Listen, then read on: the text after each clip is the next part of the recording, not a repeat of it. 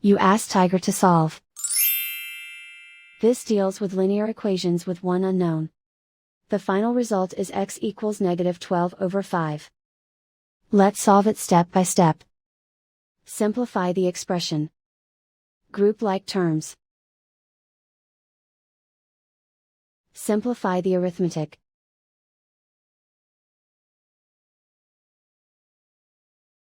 Group all x terms on the left side of the equation.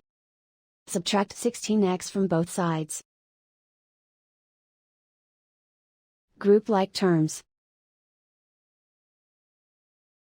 Simplify the arithmetic. Group like terms. Simplify the arithmetic. Group all constants on the right side of the equation. Add 9 to both sides. Simplify the arithmetic.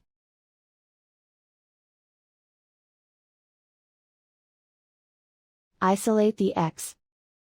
Divide both sides by -5. Cancel out the negatives. Simplify the fraction. Move the negative sign from the denominator to the numerator. And so the final result is x equals -12/5.